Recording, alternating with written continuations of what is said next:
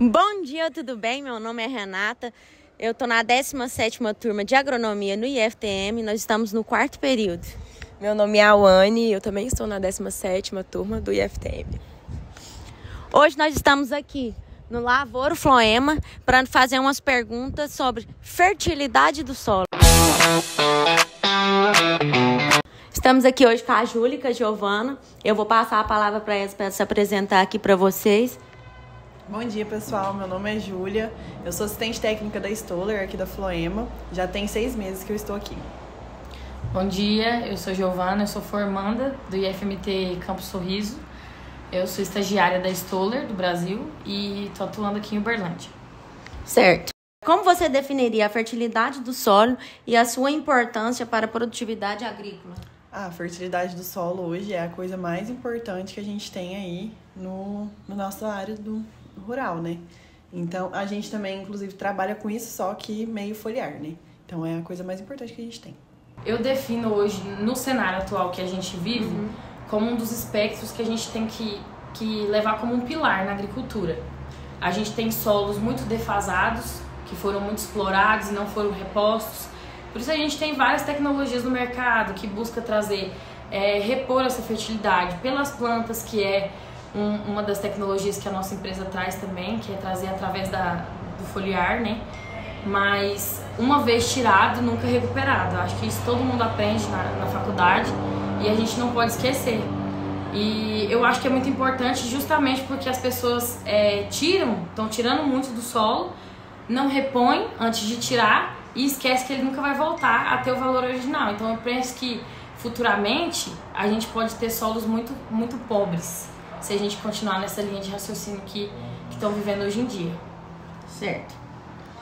Quais são os principais fatores que afetam a fertilidade dos solos em áreas agrícolas? Foi até o que você falou agora, né? E principalmente a presença de alumínio. Alumínio é prejudicial ao solo. O pH também é uma coisa que afeta. O CTC do solo também.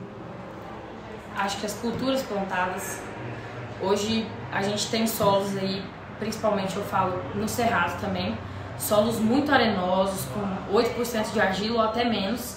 Então a gente tem que configurar isso como um lugar que talvez ele precisava ser reposto, ou um lugar que talvez precisava ser cuidado e não ser explorado, como uma cultura como a soja, que tem grandes valores de exportação de nutrientes.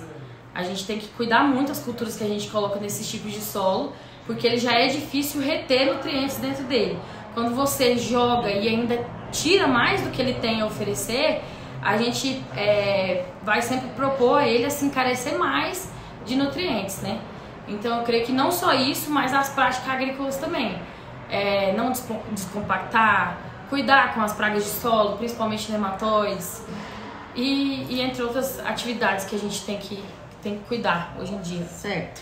De que forma a matéria orgânica influencia a fertilidade de solo? Tudo. A matéria orgânica é uma das principais. A matéria orgânica é muito boa para o solo, né? Porque ela vai disponibilizar aí, ácidos úmicos, fúlvicos, que são muito importantes para as culturas que a gente tem. Então ela é totalmente importante. Eu falo porque, eu acho que porque não tem produto que repõe o que a matéria orgânica tem a oferecer, né? A gente tem alguns produtos no mercado hoje que fornece o úmico, né? Mas não é a mesma coisa que uma matéria orgânica tem a oferecer.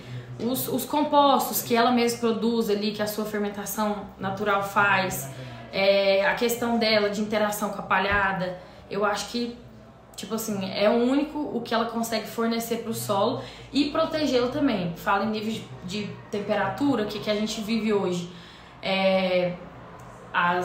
Os fatores ambientais são muito complicados para a gente administrar. A gente entra num ano esperando que ele seja mais ameno e sempre é mais calor. Então, acho que por causa todo esse aquecimento global que a gente vive, os solos tendem a ser mais quentes. E a matéria orgânica ela vem para proteger o solo dessas altas temperaturas, né? Junto com a palhada. O solo interfere na disponibilidade de nutrientes para as plantas? O pH do solo ele interfere total nessa disponibilidade, inclusive quanto mais alto ele, né, mais básico, vai decrescendo a quantidade de micronutrientes E quanto mais ácido, a gente vai perdendo aí os macronutrientes desse solo. Aí ele consegue, como que a gente pode falar assim, ele consegue canalizar, tampar essa disponibilidade. Tá? Às vezes o nutriente está ali no solo, mas pelo pH não está ideal para disponibilizar isso para a planta, vai acabar escondendo para a planta a disponibilidade desse micronutriente, né? Ou do macro também, né? Leva para os dois, né? Métodos mais eficazes para diagnosticar a fertilidade de um solo. A análise de solo. Você ir lá fazer uma análise de solo, pegar cada ponto, que é o que vocês estão aprendendo agora, eu acho, né? E é isso, a análise de solo. Acho que a mais assertiva, com certeza, é a análise de solo, mas tem outros meios que a gente pode recorrer quando você vai atender um produtor e ele não tem a possibilidade de fazer análise de solo. Olhar a resposta das plantas, como que essas plantas estão respondendo ao serem cultivadas naquele solo. Elas estão respondendo com alguma deficiência? Essa deficiência está clara, porque a planta, quando ela chega no nível de mostrar a deficiência, a folha, a porte, é porque já está fazendo falta. Aí é onde entra a lei do mínimo, né? A gente precisa estar com tudo bem adequado para que ela não mostre isso a olho nu para a gente. Na opinião de vocês, qual é a importância da análise de solo e com que frequência ela deve ser feita? A análise de solo ela é muito importante, né, para você colocar uma cultura no campo. Então, ela deve ser feita antes de você instalar essa cultura. E a gente faz, assim, entre safra, antes do começo da safrinha, antes do começo da safra. Sempre é muito importante fazer. Depende muito do tempo da cultura, né? Isso. Mas não só do tempo da cultura, como rentabilidade. O que o produtor espera, o que ele espera produzir e o que ele espera gastar.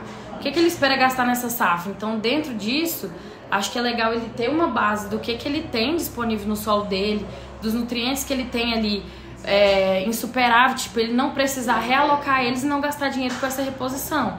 Claro que sempre é bom ele estar remanejando toda essa reposição de nutrientes, mas eu falo só para ele saber como que ele aloca essas aplicações e deixa à disposição da planta esses nutrientes. Legal. E quais são os principais nutrientes que normalmente limitam a fertilidade dos solos em solos tropicais? Vocês sabem me dizer? Aqui, nos solos tropicais, principalmente no cerrado, é o alumínio. Ele é um complexante, então ele complexa os outros nutrientes que são disponíveis para a planta. Então, a gente tem que sempre controlar e abaixar essa taxa de alumínio no solo.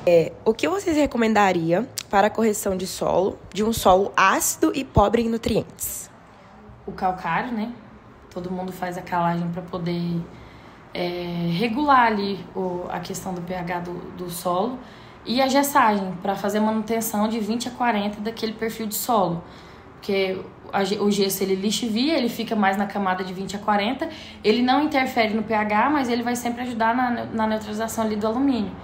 Então ajuda a fazer essa manutenção nessa parte do solo que às vezes o calcário não consegue chegar, ou muitas aplicações que a gente faz e a raiz da planta já puxa ali de cima, que é a camada de 20 a 40.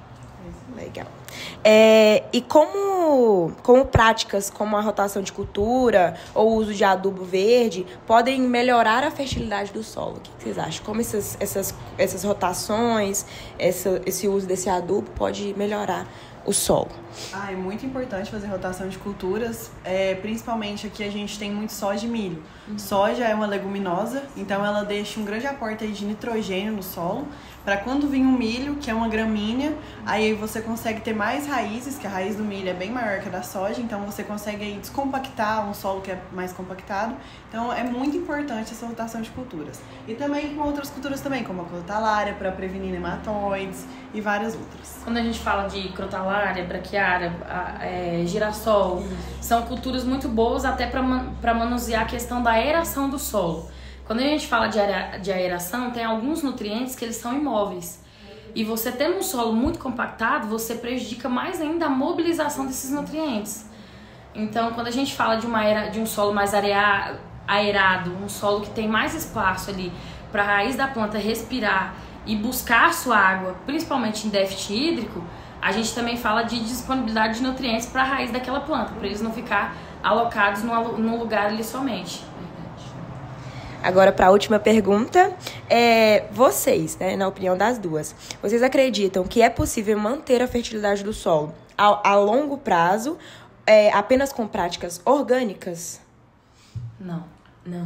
Também acho que não. Uso de fertilizantes, tudo mais. Assim, sem quebrar o tabu, já quebrando o tabu da agricultura, a gente sabe que a agricultura orgânica é importante hoje em dia. Mas não tem como fazer produção em larga escala. Isso, exatamente. Sem a gente usar agrotóxico. Isso não existe. Isso aí é um mito que a gente tem que quebrar da agricultura hoje em dia. E a gente não fala, eu acho que por opinião, Júlia e Giovana. Eu acho que é por vivência, porque a prática é muito diferente do que a gente vive dentro de um centro acadêmico. Quando você vê na prática tudo que um produtor passa para alcançar altas produtividades e tudo que ele tenta trazer para recuperar toda a fertilidade desse solo, é algo muito complexo. Até porque, assim, às vezes taxam eles de pessoas que querem destruir os solos, mas na verdade eles que precisam desses solos bem nutridos. Porque eles precisam dessa nutrição para entregar para as plantas, para depois vir para o bolso, né? Então, assim, eu acho que não tem como, só por meios orgânicos a gente conseguir.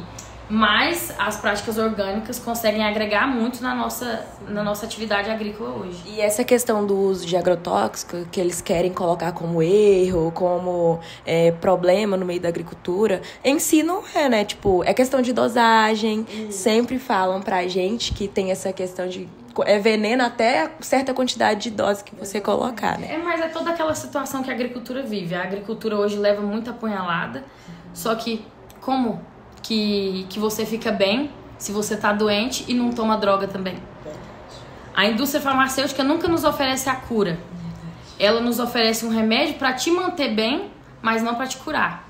Então, por que a gente na agricultura não pode usar alguns tipos de químicos para poder trazer um alimento mais saudável para a mesa, né? Muitas vezes os alimentos orgânicos eles são bons, mas ele pode ter um fungo ali escondido que ainda não esporulou ou que não entrou na sua fase vegetativa, reprodutiva, e você pode estar ingerindo ele sem até saber. Então, assim, é uma situação bem complicada falar disso hoje, mas a certeza que a gente tem é que não se pode produzir em larga escala para alimentar tudo que a gente alimenta no mundo sem o uso de agrotóxicos. Gostaria de agradecer vocês por ter tirado um minuto do tempo de vocês para estar respondendo essas perguntas para a gente, porque é de suma importância lá na faculdade. E também vocês passar os seus conhecimentos, querendo ou não querendo, vocês vão estar influenciando lá na sala também. Porque a gente sabe que nem só de ficar lá na sala escutando coisa maçante a gente aprende. A gente aprende aqui, ouvindo opiniões de pessoas, aprende trabalhando. E o que vocês fez hoje é muito importante para a gente.